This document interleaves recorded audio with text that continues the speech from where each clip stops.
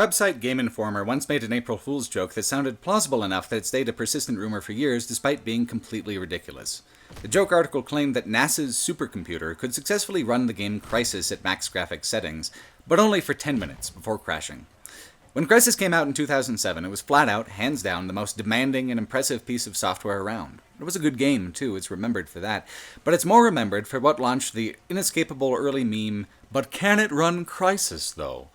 That fame was all tied up in how Crysis represented a distillation of why PC gamers considered themselves a prestige platform back then and still.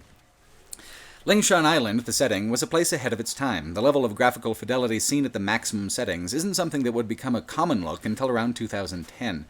What's more interesting even is to look 3 years into the past at Crytek's debut game, the original Far Cry. They sold the rights to Ubisoft, who took the franchise to Africa in Far Cry 2 and then beyond into its own particular subgenre of open-world FPS, but Far Cry 1 was different.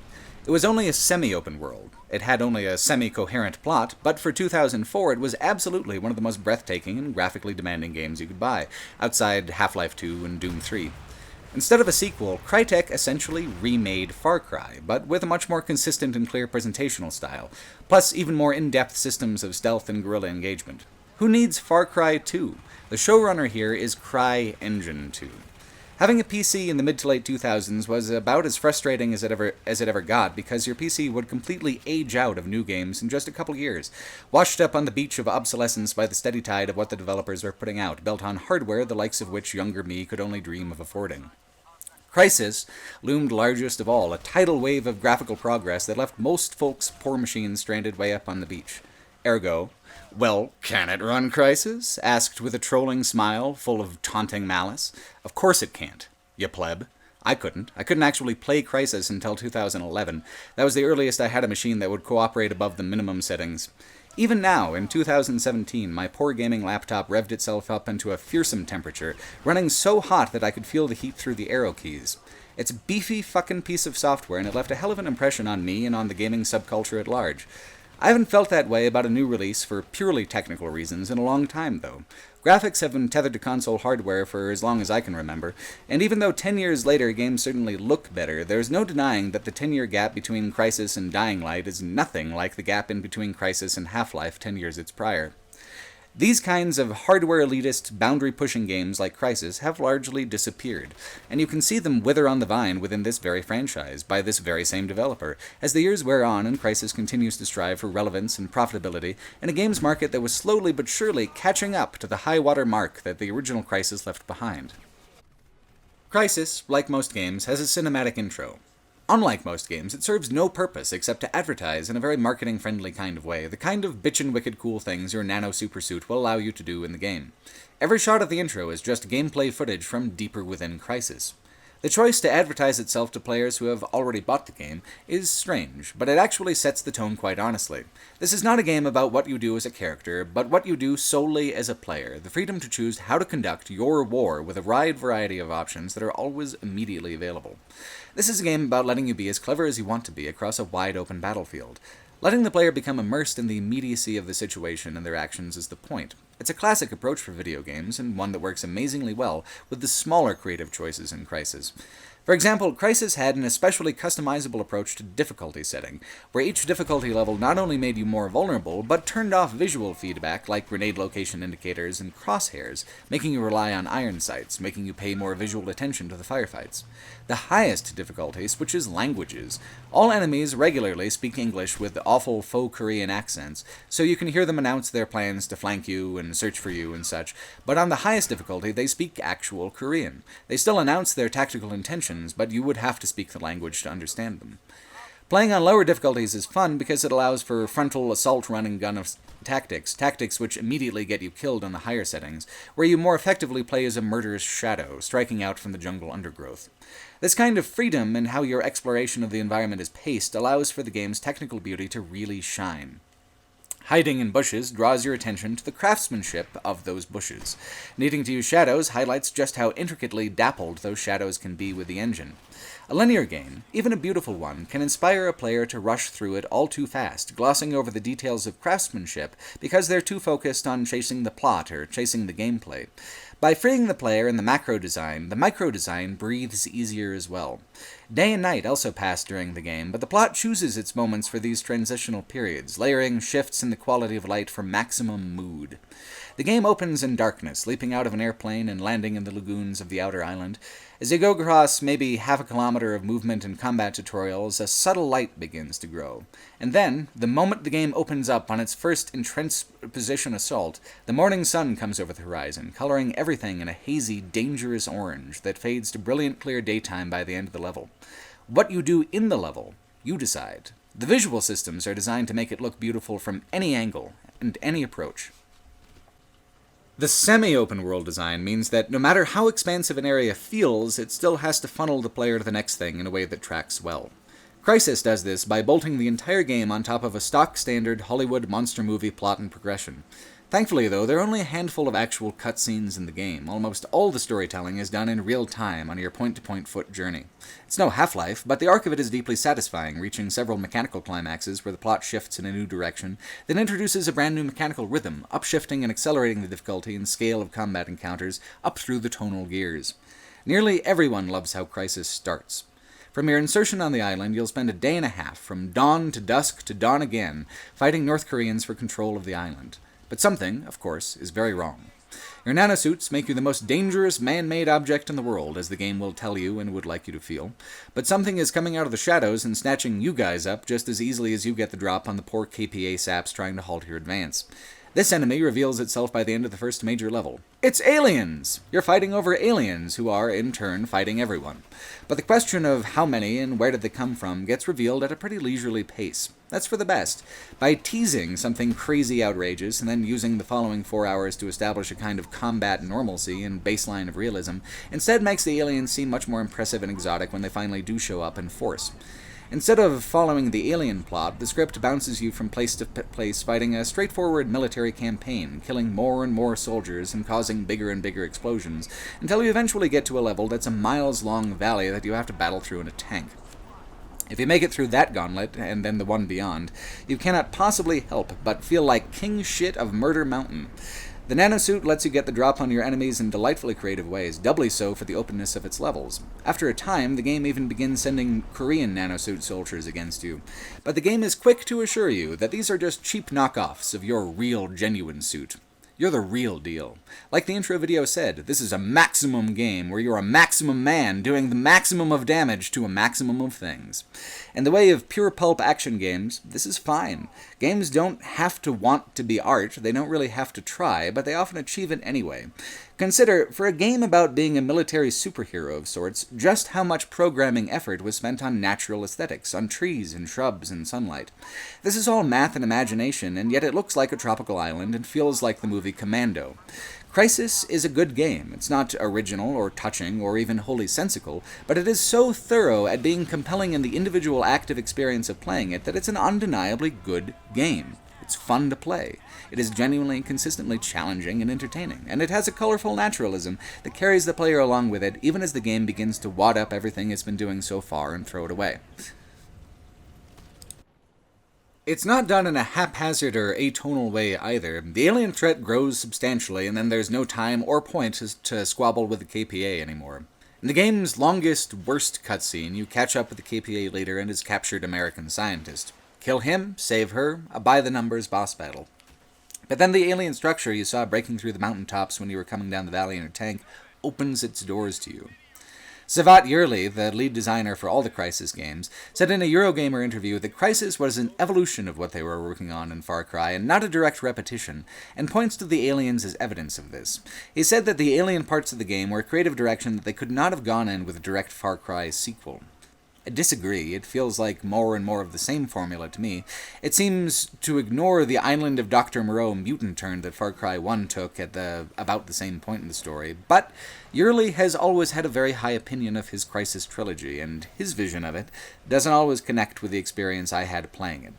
That becomes more apparent further down the line. For now, it's worth noting that many players did not care for the massive shift in playstyle and exploration rhythms that takes place after battling up to the mines in the entrance to the alien structure. In nearly every discussion I've seen about this game, you get a visible minority of players who kind of stop playing at the alien part.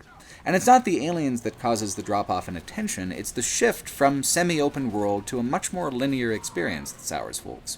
Plus the fact that beyond this point, there are no more opportunities for stealth-first gameplay. Stealth is still useful, but you've got corridors, and then outdoor doors, and then an aircraft carrier, and then you're done. It's as linear as World at War from here on out. However, from the standpoint of being playful with CryEngine 2, these aliens and their environments give the game an opportunity to showcase a whole new category of special effects and environmental aesthetics. And in this, they ought to have confidence. Some of the most memorably gorgeous parts of the game are toward the end. Crysis, though, starts off telling the player they can do whatever they like, however they like, to advance across the level. It says in the intro cutscene that the player is first, that the player is all that matters. But in the end, it is the developers who put themselves first, prioritizing a story and characters that sat comfortably in the background most of the game, over the Far Cry 1-style open-ended set-piece level design that was what actually hooked people on the game, what tied it to Crytek's legacy as a studio. Crytek wanted to do two things here: show off the engine and position for a sequel. They're not really subtle about doing either, but at least they're skilled at the engine part. The alien structure is aggressively alien, and that helps sell the shift when it first occurs. It's a maze, and then they turn the gravity off on you almost immediately, throwing you into winding corridors of rock and fog and mysterious technological amendments to the mountainside. Crysis takes its time to actually build tension during this sequence, teasing the inevitably violent first contact for a full 5 to 10 minutes before letting you shotgun one of the squiddy bastards in the face.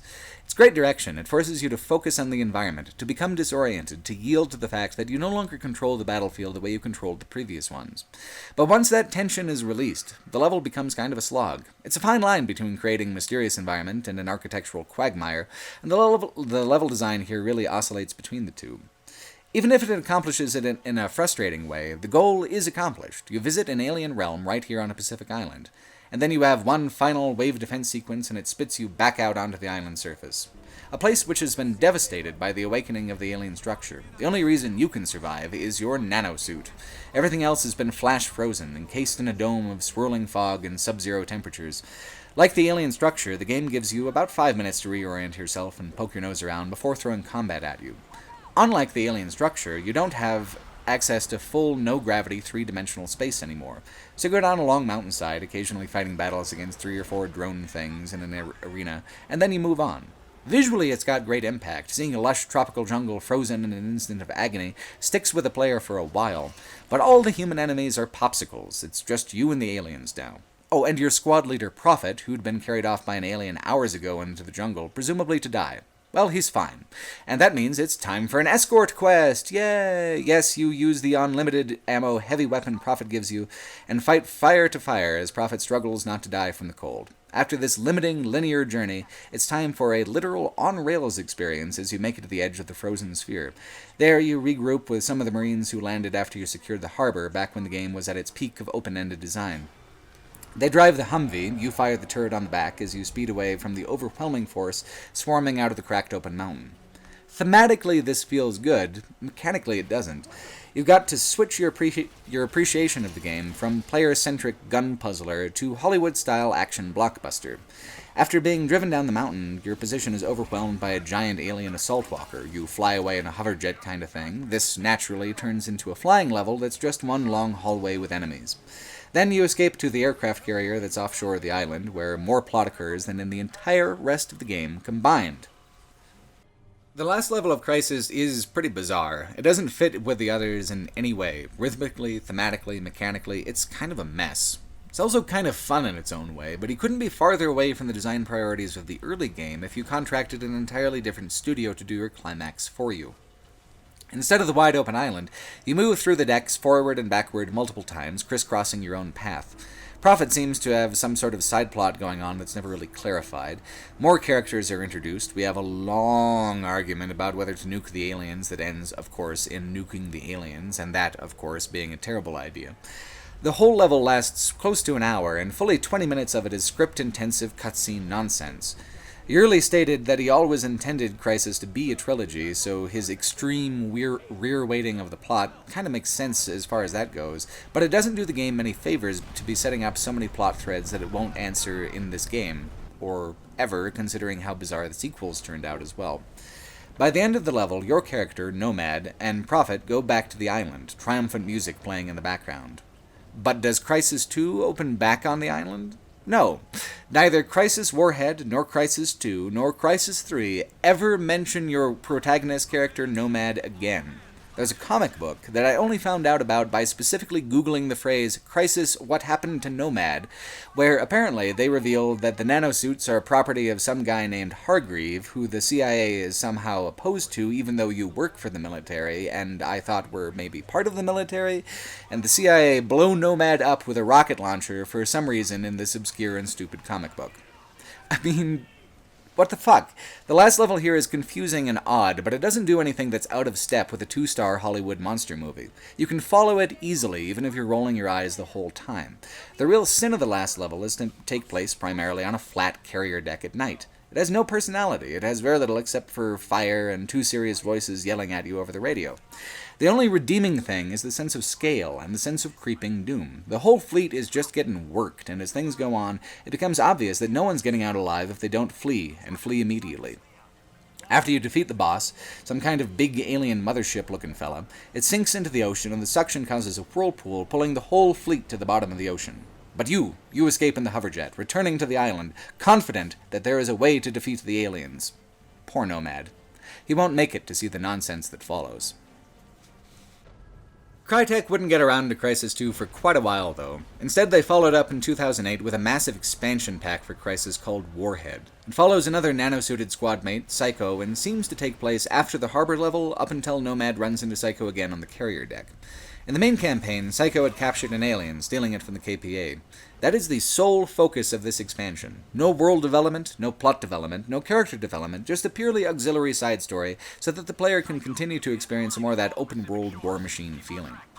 The way Warhead opens is really pretty emblematic of the entire expansion's strengths and faults. There is another cinematic intro that doubles as a promo reel for the game, showing Psycho doing all the badass stuff the player is about to be able to do, while intoning maximum this and maximum that the whole time. However, it seems like the incoherent action is actually supposed to be taking place as a plot point, maybe, because the game opens in the wreck of the hoverjet that crashes in the cinematic intro.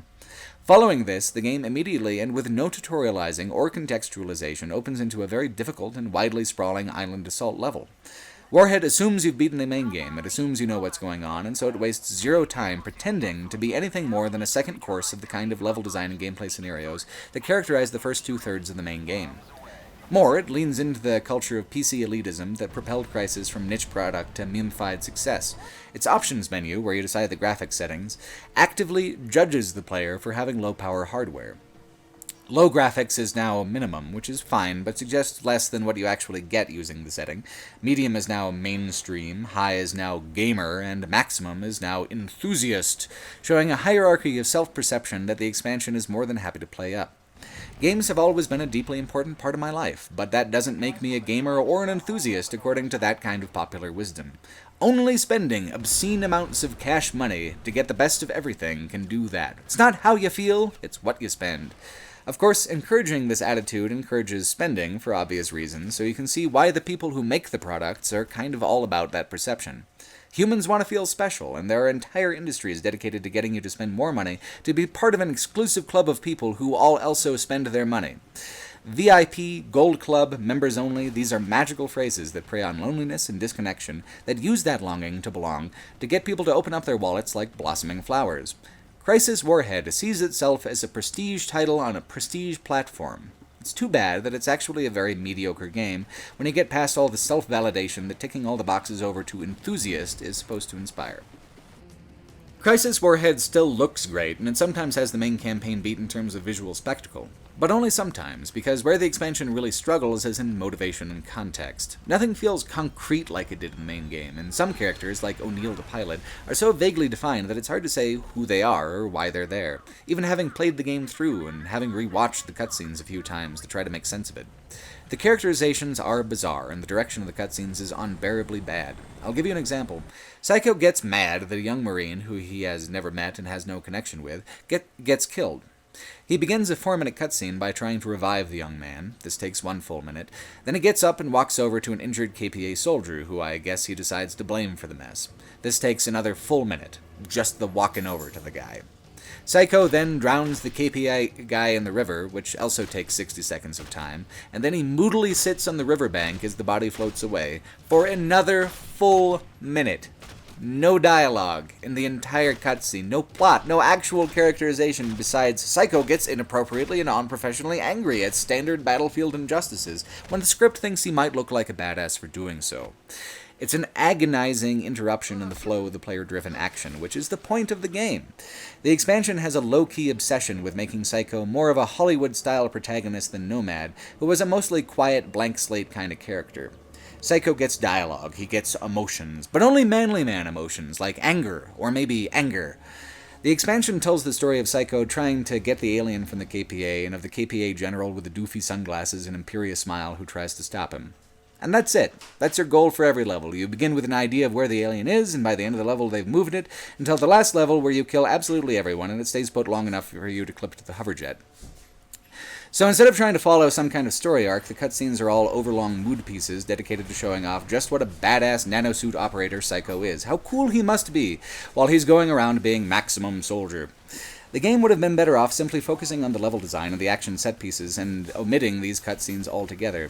In a way, Warhead does improve on the main campaign by keeping the KPA and the aliens active as enemy varieties in the gameplay until the very end, often populating its levels with squabbling groups of both. The levels are open-ended, mostly, and the ones that aren't involve absurdly long vehicle chases. You ever wanted a 20-minute third-person hovercraft chase in your first-person shooter? Well, Warhead has you covered. There are too many vehicle sequences for too long, but the visual spectacle of them is always high, and they're fun for that. And then there's the train level, which practically makes the whole thing worth it, warts and all. Having all the hardware to turn everything up to enthusiast is, by now, nothing very impressive, except for those few who remember being stymied by it back in the day. So what's left now that the main selling point, these boundary-pushing graphics, has expired? Well, the actual artfulness of how those graphics are used. Warhead is deliberate in how it fleshes out the environmental templates of the main game. You get to return to the frozen jungle, but you play it this time in a semi-open world format like players wanted to the first time around. It has more jungle, but this time deep in the nighttime, lit by fires. It has seaside villages, but touristy and full of glass bottles to shatter during firefights. And right before the end is level that tours every single battle biome of Crysis, a train defense level that probably ranks as one of my all-time favorites of this sort of encounter. It's a scenic tour of everything good-looking about the Crysis levels, plus a new swamp environment that takes great advantage of CryEngine 2's complex light and shadow systems. Along this tour to Crysis, you'll fight every single enemy type in the game, coming at you in waves as the train trundles along. Rather than being tied to any single defensive position, the game leaves it to you to jump around between different cars and emplacements as the situation demands. If you fall off the train, it's not game over. You can use your nanosuit powers to catch back up and leap back on. Occasionally, the train stops and you need to clear a combat emplacement blocking it, or, memorably, defend against a massive alien assault in the middle of a swamp. When they all lay sparking and shattered, you move on. The scale of the journey is impressive. You go quite a few miles altogether. The engine's capability for sprawling in huge levels stretched out intestine thin. Overall, the train level is what Warhead is all about. Dumb fun with a beautiful backdrop. It delivers on this throughout, but its self-seriousness alternating with bizarre and comical turns of events and characterizations makes the whole thing kinda hard to swallow. If Crysis is imitative of a summer Hollywood blockbuster, something slightly better than Battleship, but not as good as Pacific Rim, then Warhead is the bargain DVD sequel you can't believe some of the original actors came back for. A la Tremors 2. But there's one thing you can say for it: it knows its audience. It knows exactly the kind of audience that made Crysis a mega hit, the audience whose $1,000 hardware purchases were validated by the game's existence, by the self-satisfaction it provided to run the thing at, well, maximum power. It's like people who spend thousands of dollars on cars and then pay more to take them out to the track and do some laps. It's about the satisfaction of running a machine as hard as you can run it, a machine you've probably pieced together with your own two hands, that feels worth the expense. That's always been the heart of the difference in subcultures between PC and console owners. Console owners have a uniform experience, a more corporate experience, like how Xbox Live charges a monthly fee. PC owners pay more, customize more, and as a result end up with a freakishly diverse range of power and performance capabilities between users. I had my $650 Frankenstein-looking beige tower with the fan where the extra CD drive should go when Warhead came out. It was a good machine, and I built it myself, but it was, as Warhead would have it, a minimum mainstream machine. Beneath notice. Warhead was a niche product tossed like a juicy steak to hungry dogs at high-roller PC owners. Yet Crysis 2 was developed with consoles in mind. It doesn't take a prophet to see trouble brewing in the franchise's immediate future. I'm actually understating the reception to Crysis 2 somewhat. It wasn't merely troubled, it was a disaster. Coming out in 2011, Crysis 2 was the first game to feature CryEngine 3. Like Far Cry and Crysis before it, at least part of the game's purpose was to showcase the power of the game's proprietary engine, but they also wanted to capture a larger segment of the game's marketplace, the console marketplace. Lead designer Sevat Yerli explains here in a 2010 Kotaku interview, quote, "I would ask people, did you play Crysis? The answer often was, I don't have a PC that's powerful enough. I was kind of hurt by it. I said to myself, this is a battle I cannot win. So the only way to approach more gamers and deliver to more gamers was to go to the console market." End quote. In the same interview, he said this in response to the idea that the game would no longer feature an open outdoor environment, swapping it for the dense cityscape of New York City.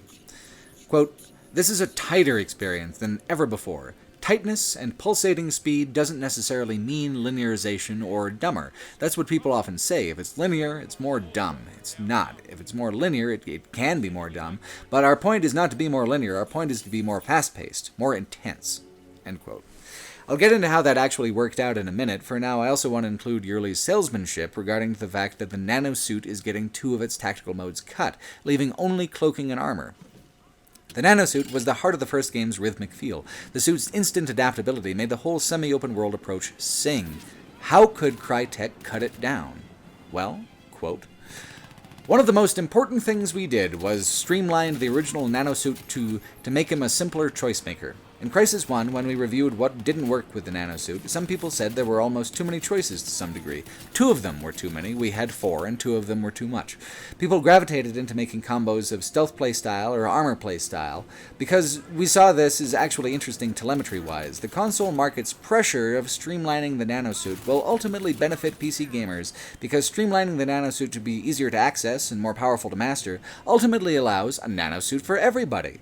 The harshness of reviewing that would have not come if we had not been threatened by the console gamers' split-second decision-making." End quote.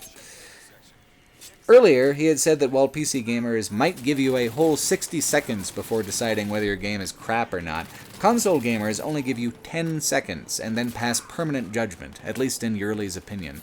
From a marketing perspective, Crysis 2's primary goal is to make you feel powerful and cool within 10 seconds. Everything else is secondary. Turns out, that's not how you make a good game, that's how you make a mess. Crysis 2 was a tremendous flop, although CryEngine 3 was a very viable product that long outlived its debut game. It's easy to see why. Crysis 2 is trying so hard to appeal to everyone at once that it leaves an impression as thin and obnoxious as New York smog. Here's a question it might have been worth asking early on in Crysis 2's development. How are these new console players supposed to become invested in a linear, simplified sequel to a game they've never played? The nanosuit, obvs, is the quickest answer, and that led to the choice to simplify it. And yet, just 2 options does not feel like tactical freedom, it feels like tactical convenience. The suit's personality, its mechanical feel, was in its dynamic adaptability, its responsive power, which really did give a player that military superhero feel. You take that away, you take away a key part of the game's personality, the thing that makes it actually unique on the game's market. Without personality, what you end up with is just another technically competent shooter in a sea of technically competent shooters. People will gravitate to something that seems compelling, that has a hook, something that says, this is going somewhere. If your whole game's loop is over and done and then up for a repeat in 10 seconds, then it's hard to say what the hook is. Aliens invade New York. Is that going to distinguish this game as something unique? Cloak or have armor. Truly, the possibilities are limitless. No other shooter has so much choice. Fight a shadowy evil corporation and then also aliens with help from Marines. Yep, there's the stunning narrative originality I'm looking for. I'm not sure that this game could have strung together more cliches if it tried, seeing as it seems to be trying as hard as it can as it stands. Crysis 1 made such an impression because, while the story was rote and predictable and preposterous, its design actually was rather unique among shooters at the time, mechanically speaking. None was so visually impressive, few were so open in the level design. Now, the level design is no longer open. The plot is about as deep as the back of a cereal box. What about the graphics, then? There, surely, is the thing that made Crysis 1 a meme, and what will set Crysis 2 apart from its competitors. That's obvious, isn't it? That the most notable thing about Crysis 1 was its validation of and widespread love from high-end PC owners? Well, when those users fired up their $4,000 water-cooled monstrosities and went into the options menu, they were not greeted with options ranging from mainstream to enthusiast for all the genuinely impressive bells and whistles of the powerful CryEngine 3. They were greeted with a stubby little screen with 4 options: resolution, VSync on and off, head bobbing when you walk on and off, and a basic high-to-low switch for all graphical options at once. And it was running on DirectX 10. Eventually, months later, a patch came out introducing a wider array of specific options and DirectX 11 support, but by then it was much too late. They had started a riot among their biggest legacy fans with the mechanical and software simplifications and confused the bejesus out of their new fans with a 12-hour plot that goes nowhere slow. Why New York, though? That's the heart of it. From the open and fictional Lingshang Islands to probably the most cliché and claustrophobic monster movie backdrop outside of maybe Tokyo. Why sacrifice the environment that made Crysis 1's gameplay so memorable? Servat Yerli doesn't see it that way. He calls the second game a choreographed sandbox in a 2012 Eurogamer interview. His whole defense of Crysis 2 is wild. He says, quote, "I understand there's a critique out there saying Crysis 2 is more linear and we sold out and things like that, but I personally don't accept that. When we designed Crysis 2, the only choice we made was to say we wanted to go to an urban environment. This is a very pragmatic and simple decision-making process. We had done Crysis 1, then Crysis Warhead, we had done Far Cry before, and after 5 or 6 years of jungles, we said, enough! Let's move to something else. And for that something, we chose a city. We picked New York, maybe a wrong choice retrospectively, as a symbolic choice for this city of the world. And if the city of the world gets attacked and goes down, then every city in the world would go down too. It was a symbolic choice for the fort of mankind. But rightfully in that regard, gamers perceived it as a tighter play space and more linear. Also, we felt a sandbox game that requires a lot of freedom like Crysis 1 was perceived of as something of an elite gamer kind of thing. Other games were more commercially successful than Crysis as a formula were more hand-holding. They were entirely hand-holding experiences. We tried to bring in this choreographed sandbox formula to the table, which is mixing the volume of sandbox from Crysis with some of the linearity you would see, some of it only like 10% only, in some of the more successful IPs out there. We got critiques from others. Newbies liked it more than the previous one. It was a mixed opinion." End quote. I often hear players talk about dumbing down for the console market, but I rarely hear actual developers laying out such creativity-destroying nonsense in such exact detail. Here's the thing.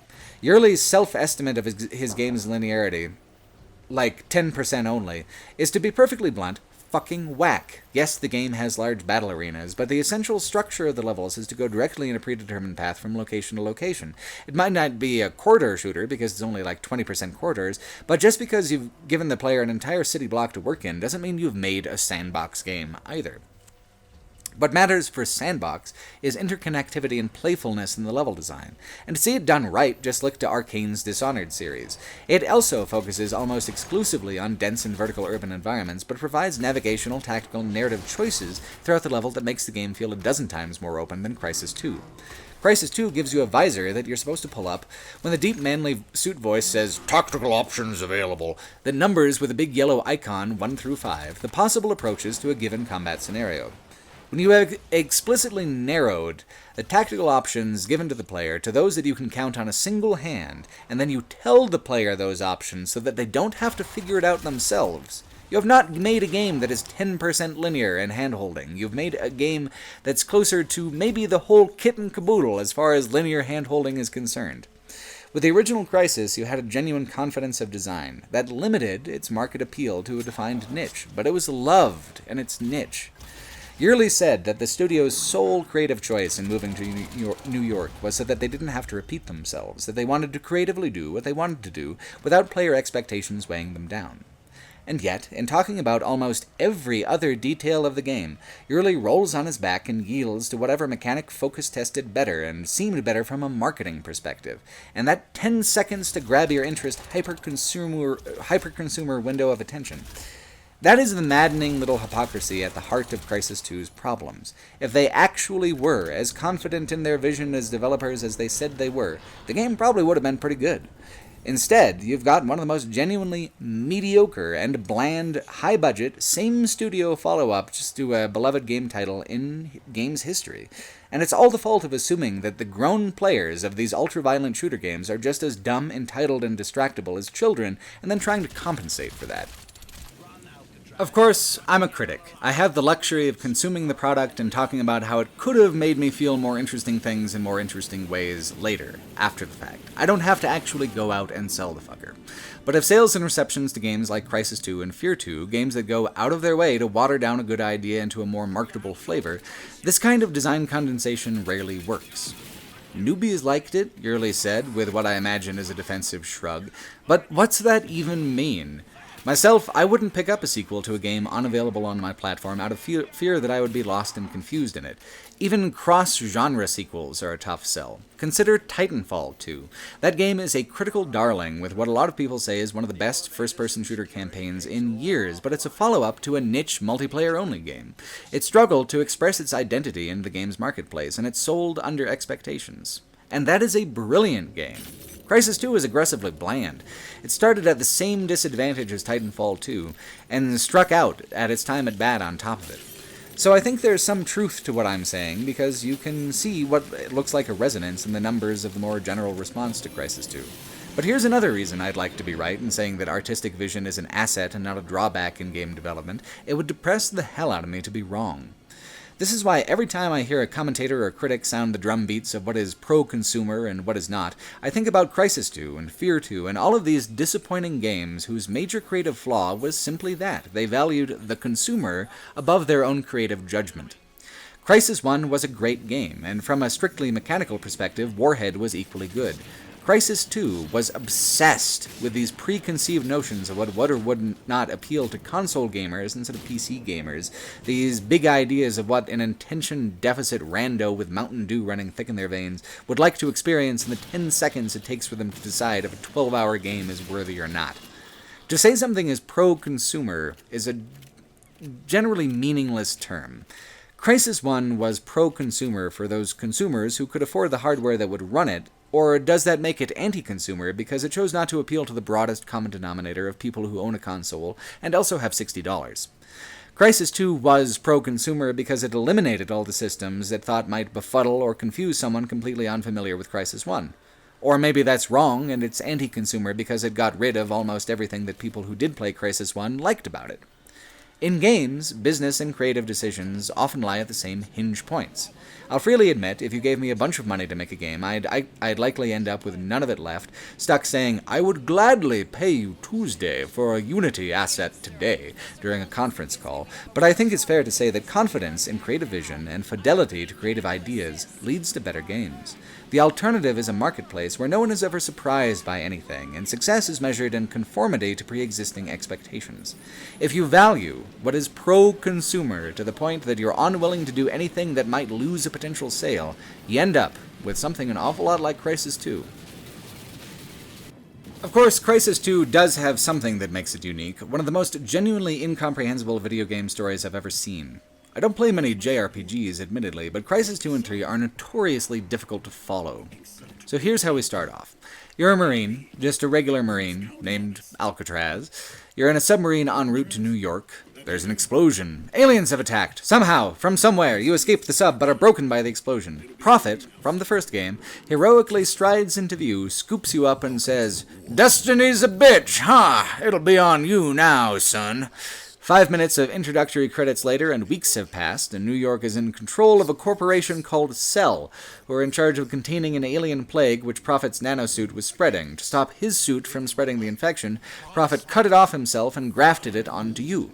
Oh, and then he shot himself in the head to sever the connection with the suit and let it connect to your brain. Except that, hey, it didn't quite work out that way. And as part of the suit's regenerative process, Alcatraz slowly turns into Prophet. I mean, literally turns into Prophet, both mind and body, over the course of Crysis 2. By the time Crysis 3 opens, you're playing the same character, but it's Prophet, not Alcatraz. Got it? No? Okay. Here's what they did. The nanosuit is both the protagonist and the plot of Crysis 2. All the action revolves not so much around the alien invasion or the bad corporation, but how both of them want your suit and how your suit can hurt them. As the comic book that no one read where Nomad died explained, the Hargreave Rash Corporation that made the suit, which is totally different from the other evil corporation, didn't tell the government everything about the suits and is maybe also opposed by the CIA or something. Anyway, the twist is that the company that made the suits knew that the aliens were buried in the ground and used their technology to make the suits in the first place. And maybe it was the suits that woke up the aliens because of that. I didn't learn this from Crysis 2, by the way. I learned it from the previously on Crysis video in the Crysis 3 start menu. In Crysis 2, there are a lot of words spoken, but all of them are buzzwords and vague threats, and so there's nothing actually coherent that emerges. Alcatraz is so much of a non-character that he literally fades away into a different character, without the player much noticing or being inconvenienced by it. Every story beat is about the nanosuit. Go here because the suit allows you to interface with the alien structure. Go there to get a diagnostic run on your suit. Escape from these people who want to cut the suit off of you and put it on someone better. And like I said, this is a long campaign, probably 12 hours, even if you're going pretty fast. And all anyone does is shout cryptic bullshit about the nanosuit. You're a badass, and a cool suit is the start and the finish of character development, narrative arc, and world building. And that might work in the 10-second window of attention Yurley was trying to capture, but I gave this game a dozen hours of my attention, and boy, am I maximum irritated about it. This is especially confusing, because the plot of Crysis 1 was a completely by-the-numbers Hollywood job, which worked fine as backbone to flesh the gameplay onto, and Warhead barely had a story at all. But Warhead should have been the canary in the coal mine about the nature of how this game was going to go off the rails. When I think back to the agonizingly slow direction of the cutscenes and the eye-rolling self-seriousness of them in Warhead, you can trace the path to the mountain of nonsense that is Crysis 2's script. It's got the same intention as Crysis 1, follow a stock standard disaster/monster movie template, but it's also got that self-indulgently corny execution of Warhead as well. Its welcome wears thinner and thinner as the game grinds along to the conclusion that you really expected 2 hours in. What saves it, if you're a giving soul and willing to try, is the visual spectacle. There's one thing Crysis 2 does exceedingly well from start to finish, and that's show off CryEngine 3, with a DirectX 11 patch and all the bells and whistles cranked up. It's a game that evangelizes for its technology well. The final mission takes place in Central Park, except that the park's been uplifted by the kind of giant alien structure that broke out of the mountain while you're driving the tank back in Crysis 1. It's breathtaking. And it was the first time in the game that I felt like I was playing something that wasn't like some kind of B-action bingo card, where it felt as distinctive in the execution as something in the first game. But it was all the way here at the end, and my patience was gone. What's more, instead of a final boss, even an obvious and irritating final boss like in Crysis 1 and Warhead, the very last thing in the game is, drumroll please, a quick-time event. I don't think you could twist the knife deeper into the hardcore fans of the original title if you tried capping it off that way. Honestly, I personally get why they did it. It's kind of cool to have Prophet claw his way into the swirling mass of infectious particles, the supersuit that seems so invulnerable burning up and flaking away. It's a quick-time event, sure, but it's a valid thematic and aesthetic climax to the whole thing. The mistake here, the hilarious mistake, is being so tone-deaf to their original market in their attempts to court a broader one. They've made a game that seems almost precision-engineered to piss off the PC elitists who memed Crysis into popularity in the first place, while at the same time being both bland in the gameplay and difficult to understand in the story for this big, wide, new market that the game was trying to court. You don't get a formula for a flop much clearer than that. And yet, Servat Yurley was curiously unfazed. Here's from that 2012 Eurogamer interview again. Quote, "If you track the IP popularity, we are maybe not as popular as Call of Duty or Halo yet, but we are very close to this. Crysis 3 has a chance to break out for Crytek, but it's going to be a tough one. It's It's a good time for gamers. Tons of great games are launching the next few months. We are launching as well. It's going to be exciting for gamers and difficult for publishers and developers to stand out. We went through Crysis 1 and 2 knowing Crysis 3 will be our long-term investment and the return of the investment.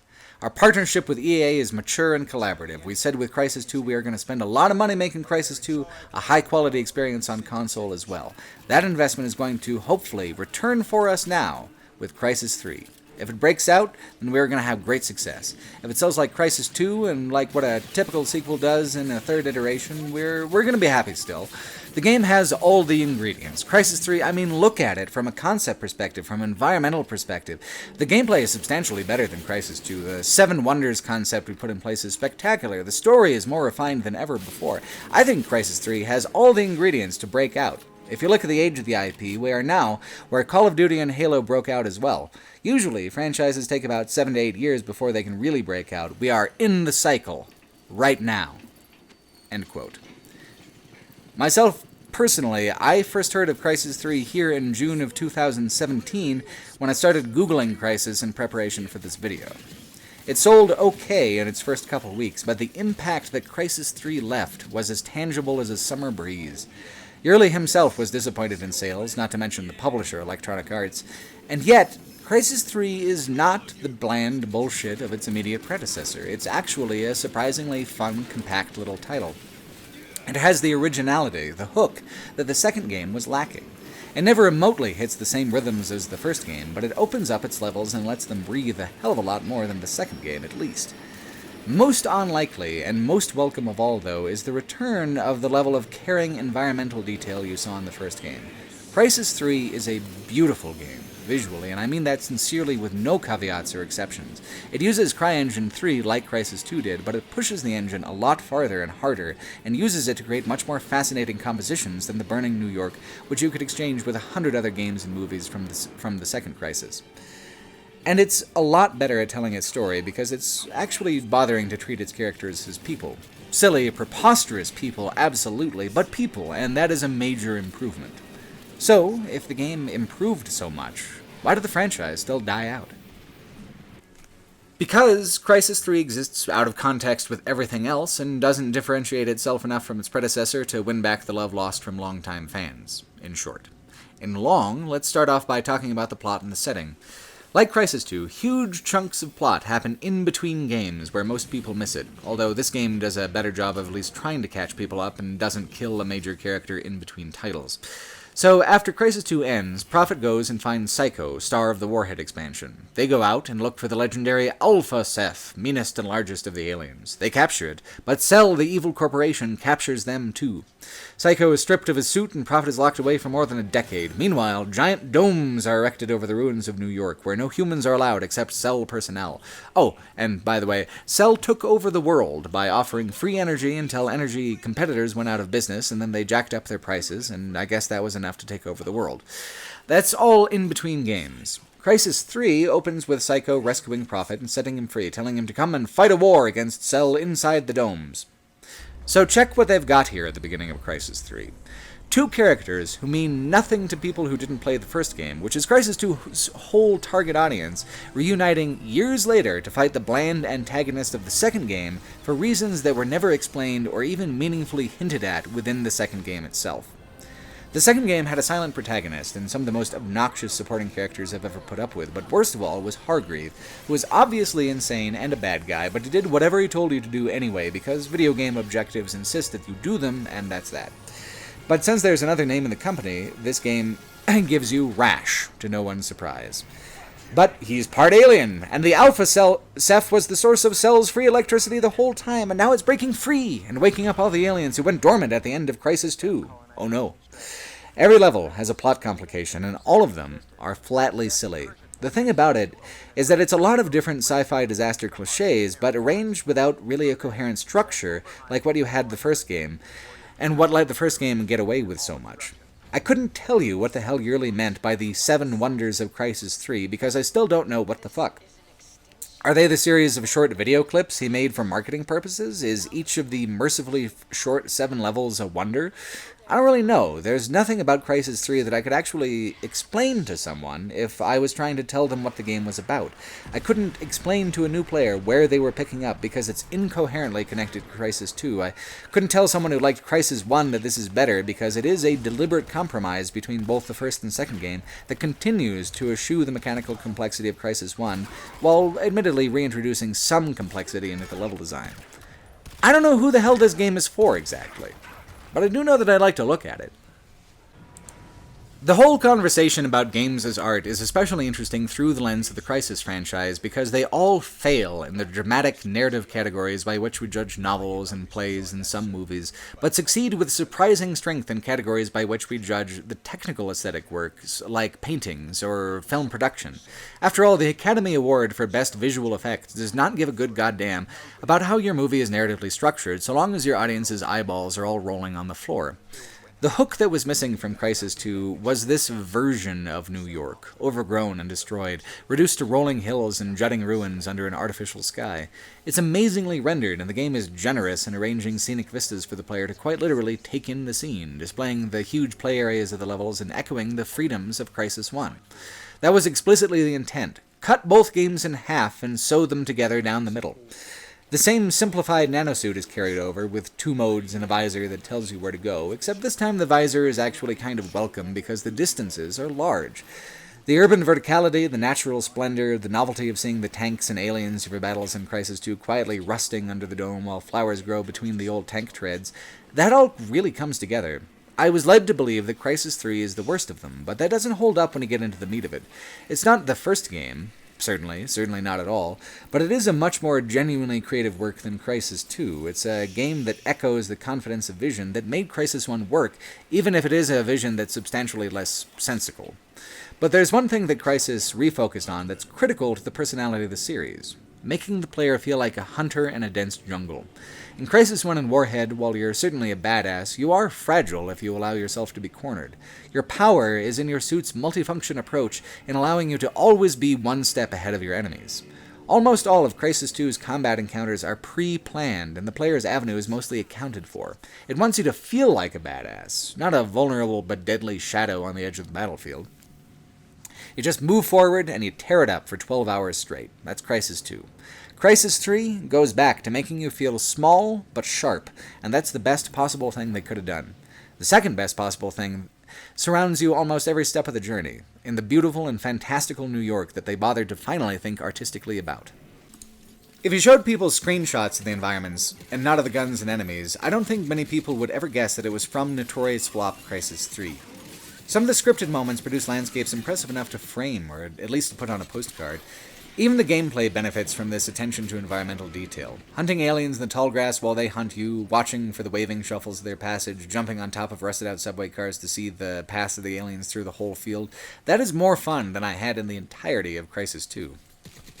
The best level in Crysis 3 is good enough to warrant at least watching someone else play for a bit on account of its densely detailed spectacle. That's the dam level. You see, it's a 2-step process to destroy the cell power plant. Step 1, blow up the hydroelectric dam powering the force fields. Step 2, blow up the plant. But the dam level is the memorable one. The old skyscraper district surrounding the dam functions as a winding series of canyons, the buildings turned into heaps of stone that plants are unwilling to distinguish from mountains without any people to give them purpose.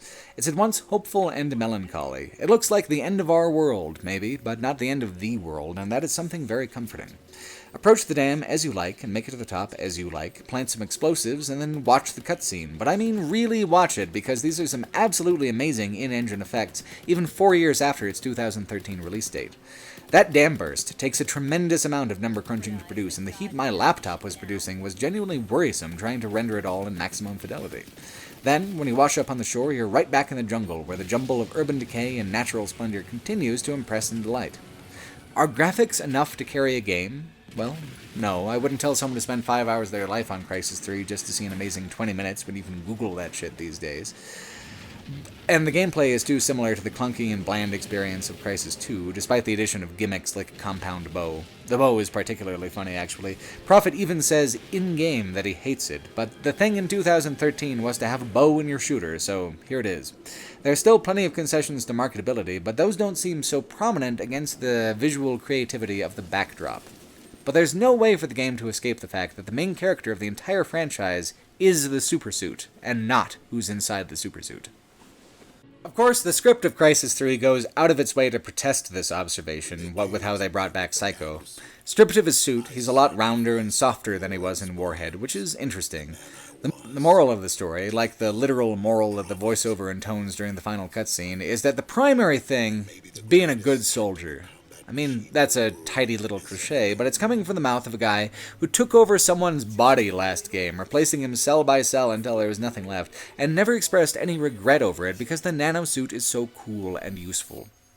Prophet being the very last nanosuit operator is the foundation for all of the game's melodrama. Psycho, you see, is a little jealous and feels inadequate as a human. The intro cinematic has Prophet asking one question by voiceover. When the greatest combat machine fails, what do we do? What do I do? He expands on this in the climactic cutscene. I sacrificed Lawrence Barnes, the man I was, to become Prophet. Maybe the greatest tactical combat machine the world has ever known. But when you've sacrificed everything you have to become a perfect, cold, hard, logical machine, and that machine fails, what happens then? When Prophet fails, what's left? Beyond this being ridiculous and terrible dialogue, it points towards the ambition of the story to explore the post-human warrior idea that appears in the marketing literature, but outside of the book-ending cinematics, this is all just an ambition. Let's look at how they actually do the story with Psycho. This 7-level game finds the time to put a romance between him and a cell defector named Claire. Their relationship hits a rough patch when it comes out that she's the one who cuts him out of the nanoshoot, a painful and demasculating thing. But they patch things up just in time for a terrible on-rails air combat sequence that ends with Claire dying in a crash. Psycho rages that he couldn't save her as a human with no suit. He was just a wimpy regular guy. He couldn't be maximum heroic, and that is sad for him. But Psycho, Prophet comforts. The half-alien German guy disabled my suit with a secret weapon. You being human saved us. And then Psycho says, oh yeah, that's right. By the way, call me Michael. It's not word for word, okay, but it is beat for beat. I said the storytelling in this game was better than Crysis 2, not that it was actually good. But I vastly prefer this expressive melodrama over a 4-minute wordless cutscene of Psycho getting real mad and drowning a guy in a river. At least, they're trying, and I actually kinda like the voice actors. Crysis 2 is so much worse in its presentation that this feels revolutionary by comparison, but by the standards of every other artistic medium except video games, this is abysmal writing.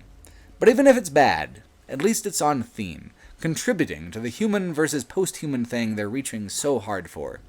It's the game's own ending that screws that one up. The closest thing to a meme that's come about regarding Crysis since the heyday of the original is the universal guarantee that when someone brings up Crysis 3, someone else will inevitably begin poking fun at the Alpha Ceph. It's a lot how Prophet's voice actor chose to play the character and read the lines, totally deadpan, all too sincere and earnest about the preposterous and incomprehensible goings-on around him. So you have him intoning, the Alpha Ceph, and getting into arguments with people about whether it exists at all. And then it shows up and you know what it is? A metal snake with a drill bit mouth. Oh no! The Alpha Ceph! I mean, it's beyond silly. Yet in the general way of Crysis 3, the boss fight against the Alpha Ceph is actually a lot of fun. You've got a big circular arena and 3 waves of reinforcement enemies to fight through, all the while navigating around and around the coiling Alpha Ceph. It's a good video game moment. It feels good to play. That's true of so much of the game. Feels good, looks good, but it still doesn't connect on account of the wild and crazy excess of the story. Crysis 1 kept its story confined to the background except for the very last level, which prefaces the whole maelstrom of nonsense to come. Crysis 3 could have done something similar and been better off, to let the level design and the highly detailed environmental art do all the talking for the game, and lay off the gas a little on the old Alpha Ceph. But Crytek somehow felt the story of the game was a selling point and made it a big priority in the game's presentation, and so you end up with players like me who would have a lot more positive things to say about the game if we didn't also have to make sense of the several hours of more human than human melodrama. Thematically, though, the game unwinds itself in an epilogue that's absolutely legendary in its bizarre last-minute twists. So get this. The Alpha Ceph was summoning some big space squid through a portal. When the Alpha Ceph dies, Prophet ends up in space. I had to Google, quote, how does Prophet end up in space climax Crysis 3 to put together why, but apparently what I thought was the building collapsing was Prophet getting sucked into orbit somehow. Anyway, the Alpha Ceph is defeated, good job, but the squid is still coming through, and so Prophet's big, what if me, the perfect machine man guy, fails, what then? Except he doesn't fail, he grabs an orbital defense satellite, aims it like a gun, and fires it into the squid, saving the day. Then he falls to Earth and kinda burns in orbit, but as we all know, the soup just keeps on replicating Prophet, so he crashes to Earth and wakes up in the hut of the first village you encounter at dawn in the first level of Crysis 1.